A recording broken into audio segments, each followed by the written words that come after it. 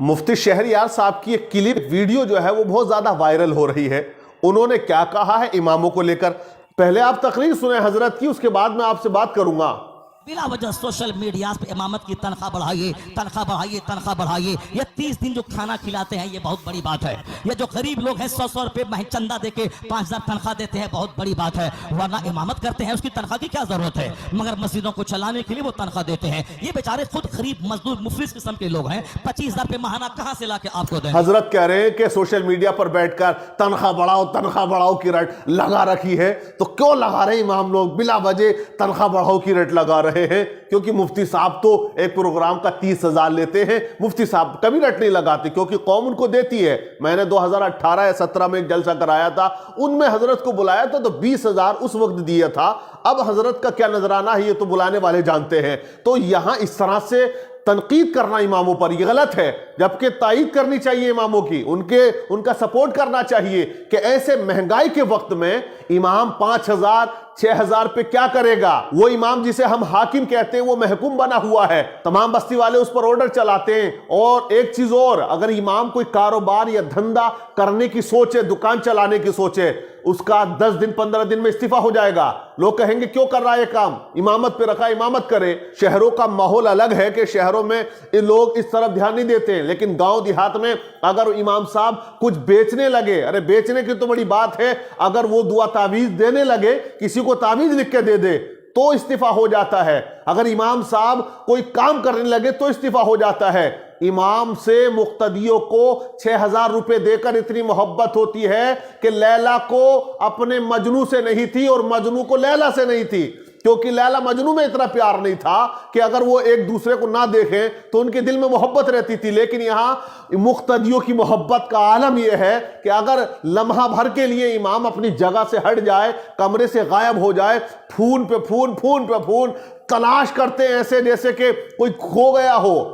लोग पागल हो जाते हैं। एक वक्त की नमाज में इमाम गायब हो जाए तो ऐसा हाल हो जाता है कि मजनू का लैला के लिए नहीं हुआ, पागल हो जाते हैं। कहां चले गए इमाम, कहां चले गए इमाम, इनकी जुदाई हमसे बर्दाश्त नहीं है, या तो इन्हें भगाओ, इन्हें निकालो, दूसरी कोई लैला लेकर आओ। तो यह हाल आज के मुक्तदियों का। आप कह रहे हैं कि तनख्वाह बढ़ाने की बात क्यों करते हो? भैया क्या करेगा 5,000 6,000 में, आप में से बताएं। एक इमाम साहब ने दुआ कर दी थी कि सदर साहब का बच्चा इतना कमाए जितना इमाम की तनख्वाह, तो वो बुरा मान गए क्योंकि उसका बच्चा चाहता है कि 1 लाख कमाए, 2 लाख कमाए, और इमाम साहब 10 भी ना कमाए।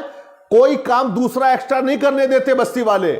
आप अगर करके देखें, इल्ला माशाल्लाह 1 लाख में से 10-5 जगह ऐसी होंगी जहां कर सकता है, लेकिन उसके बाद अगर कोई इमाम करे तो उस पर बुराई आती है। जिम्मेदारी बहुत बड़ी होती है, इसलिए यह बात कहना इमामों के लिए ये गलत है कि रोटी मिल रही है, बड़ी बात है। रोटी तो उसको मिलती है, वो कहीं पर भी जाए, कुछ भी करे, अल्लाह ताला उसको रिज्क देता है। लेकिन इमाम जो कायद कहलाता है, इमाम वो जो नाइब रसूल कहलाता है, उसको सिर्फ रोटी तक सीमित रखोगे आप। उसके बीवी बच्चे, उसकी माँ, उसके बाप, दवाइयां, अखराजात कितने हैं।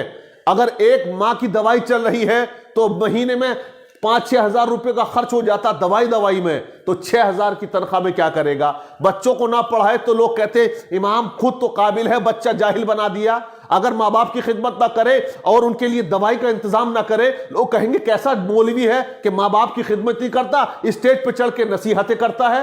वो अपना मकान अच्छे से ना बनाए तो लोग उसको हकारत से देखते हैं। अगर वो अपनी बच्ची की शादी में अगर अच्छा कोरमा, रोटी, बिरयानी और अगर गाड़ी बड़ी ना दे तो लोग कहते हैं दूसरों के घर खाने का अपने घर खिलाने के हैसियत नहीं है। तो तमाम चीजें हैं, तो कौन देखेगा जब वो कौम की खिदमत कर रहे हैं? कौम मर रही है तो नमाज जनाजा पढ़ा रहे हैं, इजाले सवाब कर रहे हैं, जन्नत में पहुंचा रहे हैं, जन्नत में धकेल के आ रहे हैं। बिल्कुल इमाम बिल्कुल दुआएं ऐसी करते हैं कि वो अपने लिए नहीं करते, जैसे मरने वाले के लिए करते, मुक्तदी के लिए करते, मुक्तदी की मां के लिए करते, मुक्तदी की बाप के लिए करते। ऐसी दुआएं इमाम करता है, जन्नत के बागात अता कर, जन्नत की ज़ेबाई, जन्नत की आराइश उसका सगा बेटा नहीं करता बाप के लिए, जो इमाम कर रहा है।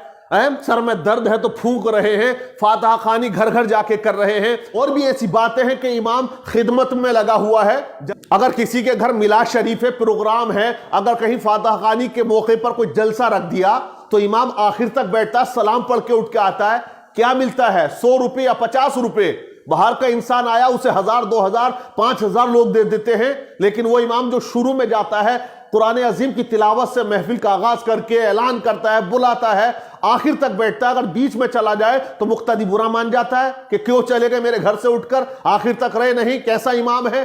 कितनी बड़ी जिम्मेदारी कौम ने दे रखी है। शायद मुफ्ती साहब ने इमामत नहीं करी है, मुझे लग रहा है इमामत भी करी होगी, लेकिन वो अपने माजी को भूल चुके हैं। उनको माजी को याद करना चाहिए कि इमाम आज के वक्त में कितना पाबंद है और कितनी तरकीदें और कितनी चैमगोइयां उसके पीछे लगी हुई हैं। इतनी पॉलिटिक्स, इतनी राजनीति भाजपा और कांग्रेस में नहीं होती जितनी मुसलमान अपने इमाम पर किया करते हैं।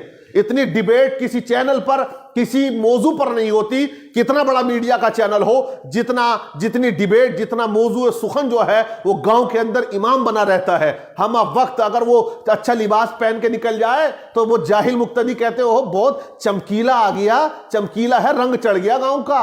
अगर थोड़ी सी पेट निकल जाए, रोटी लग गई, अगर दुबला हो जाए तो देखो फिटनेस कितनी अच्छी हो गई, जाए कहां। अगर बोले ज्यादा तो कहते हो बड़ा बड़बोला आ गया, ना बोले तो गूंगा आ गया।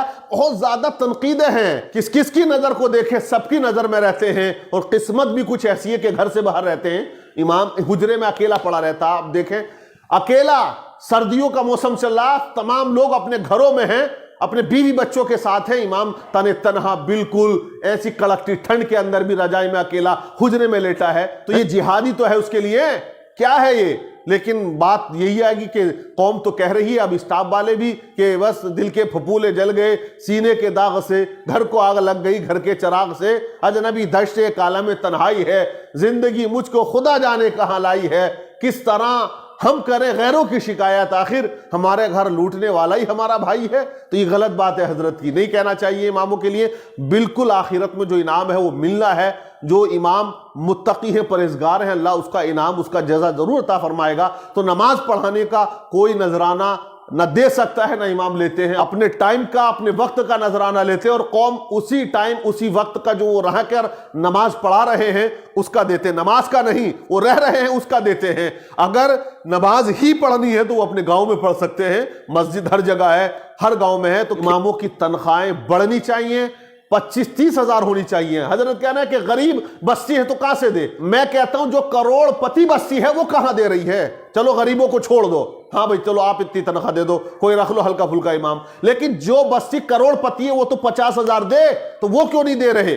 जहां वो दे सकते हैं 1 लाख रुपए मंथली भी दे सकते हैं, ऐसे लोग हैं, ऐसी बड़ी बस्ती है, फिर भी वो नहीं दे पाते। तो उन लोगों के बारे में भी कुछ कहें, लेकिन इमामों का ख्याल जरूर रखा जाए।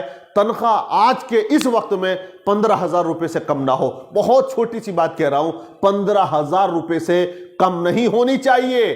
चिल्ला चिल्ला के तो लोग थक गए, बोल भी रहे हैं, लेकिन वो दिन पता नहीं कब आएगा जब इमाम साहब की तनख्वाह 15,000 या 20,000 बाज़ाब्ता तौर से हो जाएगी। अब आप लोग बता सकते हैं कितनी तनख्वाह हो, क्या राय है आपकी, और कोशिश करें, खाली राय ना दें, गांव गांव बस्ती बस्ती में ये एक जरूर मुहिम चलाए, और तमाम बस्ती वाले जो पावरफुल हैं वो इस बात को रखें कि इतनी हम देंगे। जो कुराफाती है उनका मुंह दबाने का काम करें, जो कि कुराफाती जो होता है, जो चंदा नहीं देता वही सबसे ज्यादा कुराफात करता है। जो चंदा नहीं देता, कंजूस होता है, वही कहता है इतनी मत दो। तो जो दिलदार लोग हैं वो कहे हम देंगे, तुझे देना हो तो दे, वरना मत दे, तो अल्लाह ताला उन्हें जरूर उसका अजर अता फरमाएगा। तो वीडियो को आप शेयर भी करें।